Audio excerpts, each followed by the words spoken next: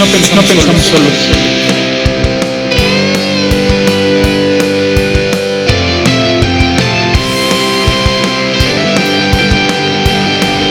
No pensamos solos. Hola y bienvenidos a No Pensamos Solos, un espacio de reflexión respecto a los temas del Estado y del Gobierno, por parte de estudiantes de la licenciatura en Ciencias Políticas y Administración Pública de la FES Acatlán de la UNAM. El tema de este capítulo es Gobierno. Mi nombre es Belén y el día de hoy expondré este interesante tema junto a dos de mis compañeros. Hola a todos, mi nombre es Karen y estoy muy feliz y contenta de estar otro día más en este podcast. Y bueno, como ya les comentó Belén sobre lo que hablaremos, continúo presentando a mi siguiente compañero.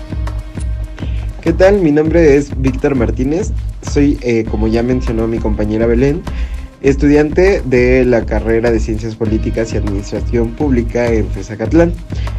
Tengo 22 años y me parece que este es uno de los temas más interesantes que pudimos haber rescatado de la clase. Para comenzar, queremos darles concepciones sobre lo que es el gobierno. El autor Hipólito Orlandi afirma que la idea de gobierno es una de las que posee mayor antigüedad y centralidad dentro de la historia del pensamiento político. Esto por la razón de que se encuentra estrechamente relacionada con la definición de política. En el mismo texto cita a Mauricio Cota, quien señala: pueden faltar los partidos, los parlamentos, las elecciones, los aparatos burocráticos desarrollados, pero no una estructura de gobierno. Y es muy interesante todo lo que nos comentas y los elementos que nos estás agregando en este concepto. Pero bueno, sabemos que existen diferentes perspectivas.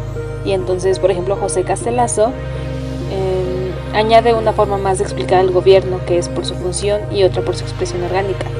Él dice que la función del gobierno es complejísima, ya que a grandes rasgos significa la organización del dominio de una sociedad. La efectividad y la profundidad del gobierno dependen en gran medida de cómo se encuentra estructurado. Para entenderlo un poquito mejor, dicho de otra forma, función y organización son dos caras de la misma moneda. Y este autor cuestiona: ¿a quién sirve el gobierno? Y para responder esta pregunta, agrega que en los grupos primitivos el dominio fue el más fuerte. Y pues a través del tiempo, este dominio fue combinándose primero con la tradición y finalmente con la ley, como pues históricamente lo ha mostrado Geber.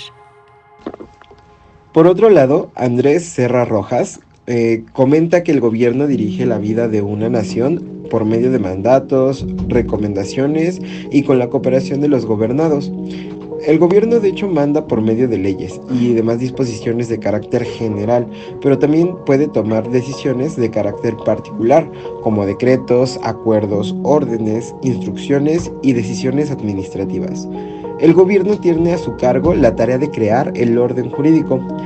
La fuerza material de que dispone el Estado es un medio para asegurar la ejecución o el cumplimiento de sus determinaciones. La principal fuerza que dispone el Estado está en la adhesión de los gobernados, que integrando la opinión pública orientan la acción pública de los gobernantes. La fuerza material es necesaria, pero es una medida transitoria y de excepción. Un gobierno apoyado en la fuerza es siempre un gobierno inestable y tiránico. El poder es responsable de la organización, dirección, vigilancia y desarrollo de los procesos electorales y de consulta ciudadana, del ejercicio de la función pública estatal de preparación, organización, desarrollo, vigilancia y validez de los procesos de elección para renovar los poderes legislativo y ejecutivo del Estado. Usualmente se cree que el gobierno solo se refiere al poder ejecutivo, pero esto no es así, porque además incluye al poder legislativo, el poder judicial y al órgano electoral. Se deposita el ejercicio del supremo poder ejecutivo de la Unión en un solo individuo, que se denominará presidente de los Estados Unidos mexicanos.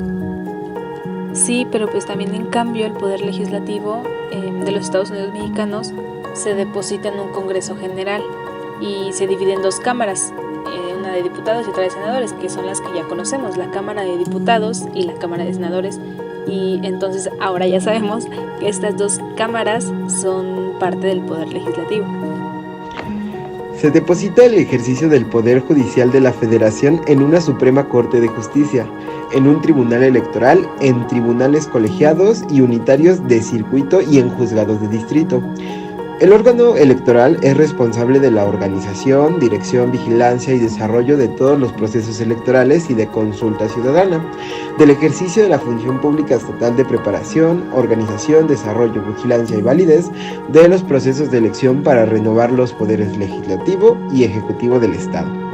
Ahora bien, es importante recalcar que este término no es el mismo que el Estado. Habitualmente, la gente suele confundir el gobierno con el Estado, por lo que consideramos fundamental mencionar los puntos que los hacen diferentes entre sí.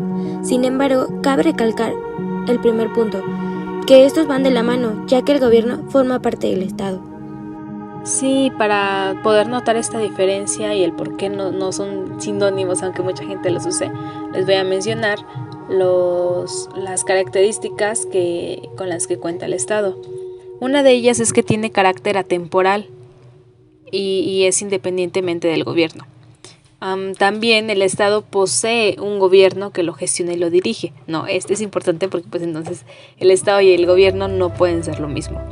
También posee un territorio, así como población, y esta población goza de soberanía. Otro elemento es que se organiza a través de organizaciones que regulan la actividad que hay dentro del Estado. Tiene una serie de derechos y obligaciones de terreno internacional. Es sujeto del derecho internacional público y es reconocido, y mantiene relaciones con otros estados. Entonces, ahorita que mi compañero Víctor les mencione los elementos que tiene el gobierno, vamos a notar por qué no pueden ser sinónimos, aunque hasta el día de hoy mucha gente los sigue comparando, diciendo que son sinónimos. El gobierno es de carácter temporal. Junto al territorio y la población es uno de los elementos constitutivos del Estado. El gobierno manifiesta la soberanía del pueblo. Puede estar reconocido o no por otros estados. Se encarga de gestionar y dirigir el Estado, se conforma por personas e instituciones que se encargan de gestionar el Estado, así como de representarlo. Puede representarse de diversas formas, democrático, dictadura o incluso una monarquía. Y bueno, así concluimos nuestro podcast de hoy, nuestro capítulo de hoy, y esperamos que hayan retomado toda la información para poder tener claro el concepto de gobierno, sus elementos, todos sus componentes constitutivos y sepan más allá de lo que pueden ver básicamente. De antemano les agradecemos habernos sintonizado y esperamos verlos pronto en este podcast. Hasta la próxima.